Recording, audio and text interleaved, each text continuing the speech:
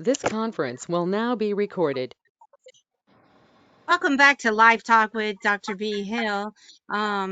If we have any guests today and you have questions, we ask you use the upper right chat button and ask away with your questions. So we have a few guests coming on today. Dr. B, you want to introduce them? Sure. We have Samantha with us today. We have Josh with us today. We have Travis here today. And of course, we have Dr. Smith. And we have a lot to cover today. So, Dr. Smith, if you wouldn't mind taking it away. Thank you, Dr. B. And I understand that Chrissy may have some, her battery may die and she can't find her cord. So real quickly, guys, we're going to jump right into it. And I brought 3 slides today that I wanted to share. And in the time, as Chrissy puts them up, I'm going to quickly read them so that even if we lose Chrissy, we can continue our discussion. So, Chrissy, when you get a chance, there you go. All right. So, okay.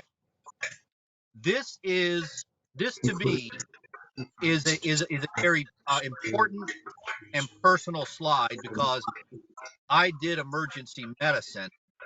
That was a type of medicine that I practiced. And what they did in this study, this was simply brilliant. I wish I'd had the. They gathered urine samples on people who had been in some type of major trauma, really bad car wreck, shoot, stabbing, blunt or penetrating trauma. If I remember correctly, the majority of these were car wrecks. And what they found was the level of epinephrine in the urine predicted whether or not the person would develop PTSD, post-traumatic stress disorder. So let me say that again. The level of epinephrine. Now, epinephrine is one of the catecholamines, the adrenaline. Okay, we all know that we did our study. Our people showed sky high levels of epinephrine. Every one of you who experience opioid withdrawal has experienced a high level of epinephrine, and it raises the question: does that mean that our people? Does that mean that you guys that I'm looking at right now? Does that mean that you are at high risk for some type of PTSD? So that's one of the things we want to discuss today. Chris, if you get a chance, let's jump ahead to the second slide while we still have battery. And it's all 3 slides, by the way, are along the theme. This theme of what the impact from epinephrine to the body. You guys know last week we talked about known science. We talked about known science all the way back in 1938, 1963.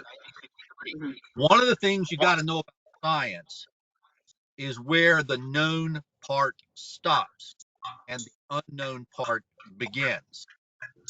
Last week we were dealing with the known, the very well known, the old, in fact. Today we're opening a dialogue more about the unknown. Now, here's the second slide. Okay. Read it to you. This is a fairly recent study, 2020. Epinephrine may contribute to the persistence of traumatic memories in a post-traumatic stress disorder animal model. Let me read that again. Epinephrine, that's one of the adrenalines. That's one of the catecholamines. That's one of the blood levels that we did in our study. Epinephrine, adrenaline, may contribute to the persistence. That's the key. That's the key word there. The persistence of traumatic memories. Now, does this mean that you guys remember withdrawal better than you remember other things? Yes, that's exactly what they're talking about. Why do you remember withdrawal better than you remember some other things? Because epinephrine burned it into your brain. Okay, and we see the post-traumatic stress disorder, this time in an animal model. Before you lose your battery, but let's jump ahead to the last slide.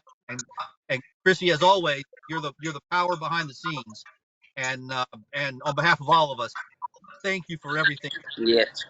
Absolutely. All right, now this one's a little bit tougher. I debated whether or not to show this slide because the amount of information on this small slide is it's very dense, and I didn't want to run the risk of confusing everybody, but let me walk you through why I felt this slide was important to talk about. All right, 2017, PTSD includes 4 symptom clusters. Re-experiencing, that would mean that you guys in your mind are can recreate what withdrawal felt like. Avoidance, that's the key one. Avoidance. What would you do to avoid withdrawal from occurring again? And what you Anything. said you would do about anything. Anything, yeah. Anything. And and Travis, you know what I'm doing here because you and I have had this debate Yep. practically for hours. Yep. Okay. And the question is, and Travis, you know exactly where I'm going with this. How far would a person go to avoid withdrawal? What would they do? Would Lie, they cheat, do and steal. things that they've never done before or would not have done otherwise? Travis, you know exactly where I'm going with this. I'm You going know, to Dr. ask Smith, not to interrupt you, but Samantha actually asked me the same question you asked me about a couple of months ago. Do you remember when you asked me if that man up in South Carolina that killed his family, if he could have possibly done that because he was in withdrawal? I told Ms. Dr. B about this a few days ago. She actually asked me the same question 3 nights ago. She said, do you think that someone going through withdrawal could actually commit murder? And she was talking about another case, not the case you were talking about. But I was like, wow, you know what? I was really taken back by it because I was the second person who's asked me that question. And in the particular case she was talking about, I was like, well, that's a possibility.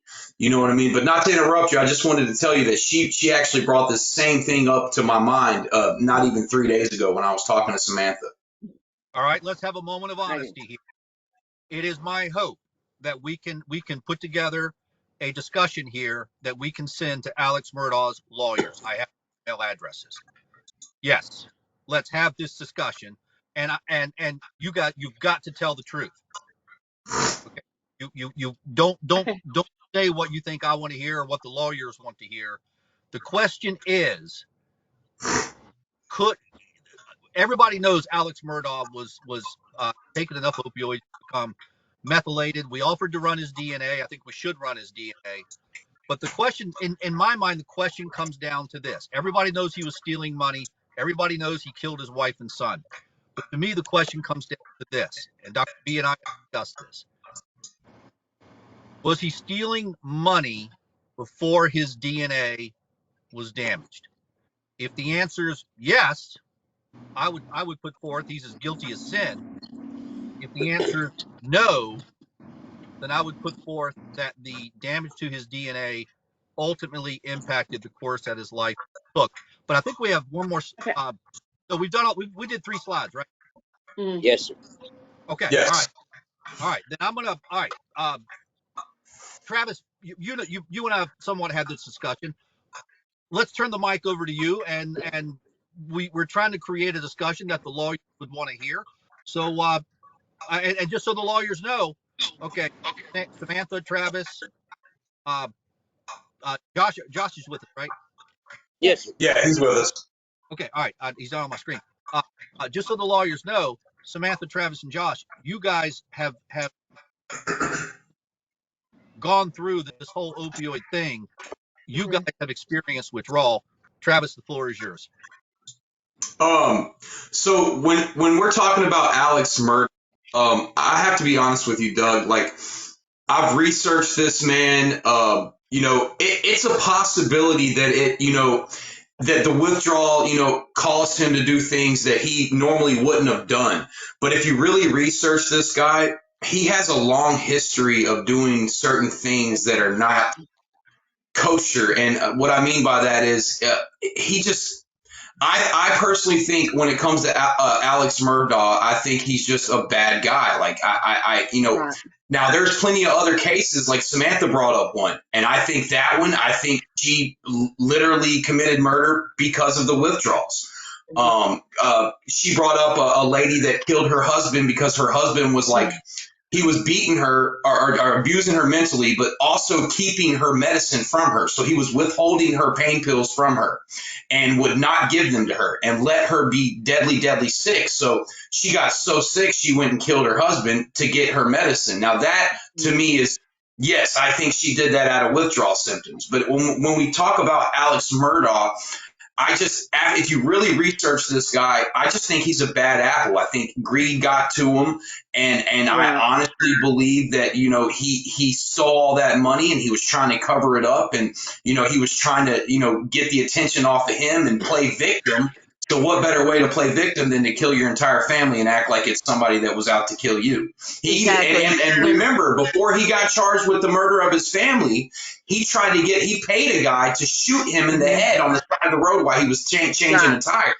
So when it refers to Alex Murdaugh, I don't think that we could use the methylation in his favor, or I don't think his defense could use the methylation in his favor because of the type of person he was. I feel like a killer, that lies inside of you. Not saying that's always the case, like with the lady that Samantha told me about, but I've been sick many, many times, and I've thought of different plots and schemes and hustles and stuff to make money, or I've even stole things.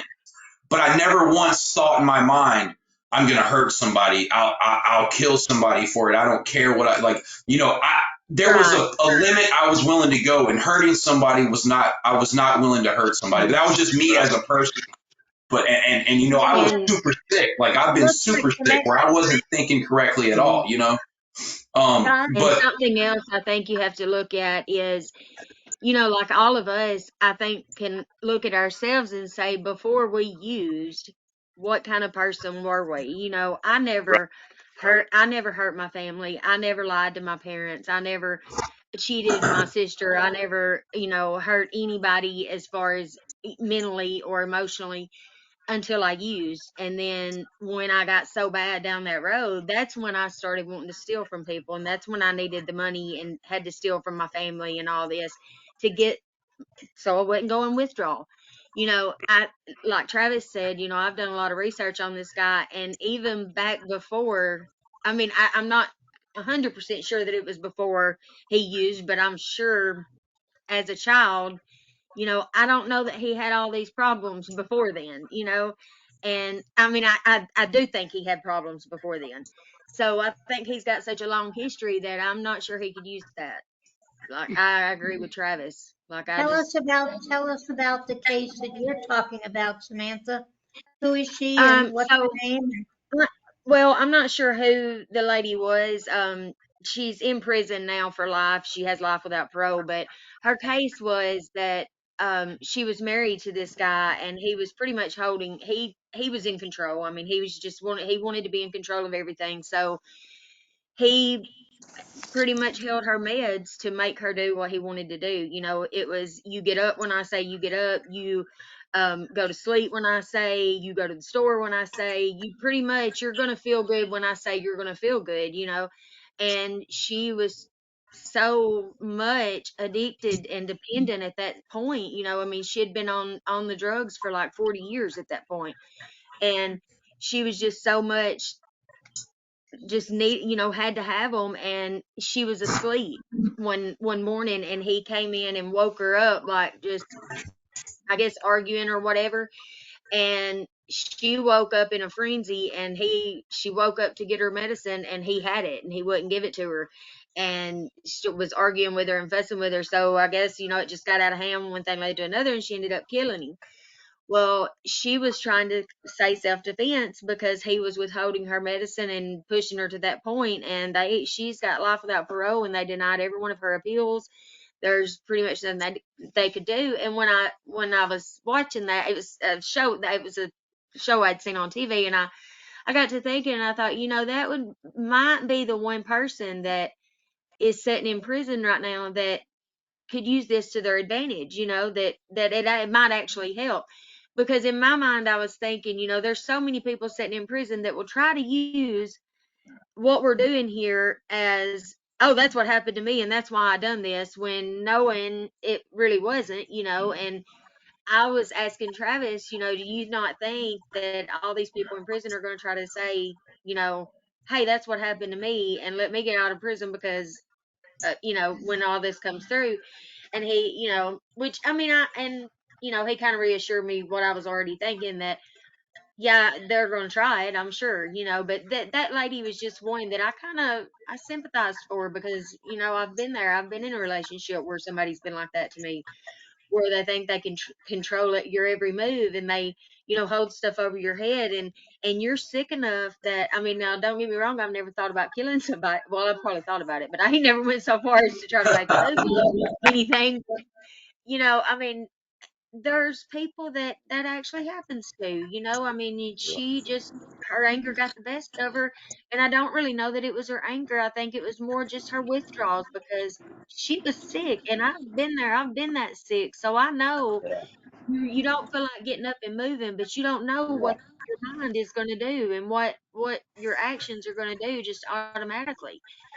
So I mean, I actually feel really bad for this lady having to sit in prison, and I wonder that how whole she. I do want to say this. I do think, however, not with the Alex Murdaugh case, but I will say this. I do believe opioid withdrawal can cause you to harm yourself or harm others. I do believe that. absolutely, Yeah, But when I it agree. comes I to agree. but when it comes to Alex Murdaugh, I don't agree. I just think he's an evil, selfish, self-righteous, narcissistic person that just got in too deep, and he kept digging I his agree hole to even a deeper. point. Like I have done some research, but I haven't as much as you have. So that's why I said I agree to a point, but I don't know exactly all there is. But that's why I was saying I think you have to look beyond that. You have to look back as he was as a child, because I think he was a pretty troubled child too, from what I have read and from what I've researched. So I think he's had problems since before the drugs too. So, I Right. think that has a lot to do with a person too, you know. It'd be What do nice you if what do we you could think, find Josh? out that. It would be nice What do if you we could think? find out that person's Honestly, I mean, name Mhm. and uh, get to her some relief. Right. I yeah, think so too. I would say definitely you lose the thinking, the rational thinking, I guess is the best word Hmm. of Your what. rational train of thought, yeah. Right. Yes, You would do things you'd never do to stay out from being sick. absolutely. Far as harming somebody, I'll Hmm. say that never crossed my mind, but um, I think that I has did. to be planted in there already, maybe. But Does that make Yeah, I see sense? might that's I might not have got as deep as others though too. But Right. you know, yeah. Um, but you know, to a certain you make level, a good point. You make a good point Everybody's with mind that, is where you different. said that you're not as deep as others. The deeper you correct. go in the game, the worse you get, and The that's worse true. it Yeah, That's is. a really good point. right. I forgot about that. Hmm. Like you remember the Absolutely. question you asked, I mean, to me, there's certain things that I have and hadn't done, but Hmm. in other words, I'm thankful that I was aware of the organization that we're with now, ROTP, Hmm. or I could have been there. I mean, Right. it was spiraling and it was going real quick. And it Hmm. was kind of like a vortex on a tornado. Uh, I guess, I mean, it was, Hmm. the funnel cloud was in the air and it was coming down and I had touched down. In Fast. other words, there was no telling what kind of Yeah. devastation was ahead. yeah. But Hmm. luckily, Wow. and thank the Lord for it, I got introduced to this program, and I'm thankful for that. But I do know that I've done it for long enough to.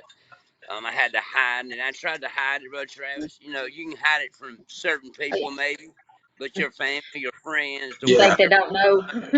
you can't hide it from them. Yeah, we all talked Right. about this. Yeah. All of us, while Yeah. we were using, we didn't think anybody knew. And I told Dr. B this. I've told Dr. Smith, Mhm. Sam, and Josh. They felt the same way. They didn't think anybody knew, but in all reality, everybody knew. Right. Everyone knew. We were the last to So, know that everybody knew, and everybody was right. worried about us. Yep. But Absolutely. I guess that's part of it, the denial part, like the Hmm. denial, like, taking responsibility for what you're doing. Right. You don't want to believe that people know, you want to Right. believe it's a secret. Yeah. So, Right. and that, So you I got it guess under in control, but response to you, Dr. Smith, I think I think common sense would play a lot of factor in that too. I mean, you know, Yeah.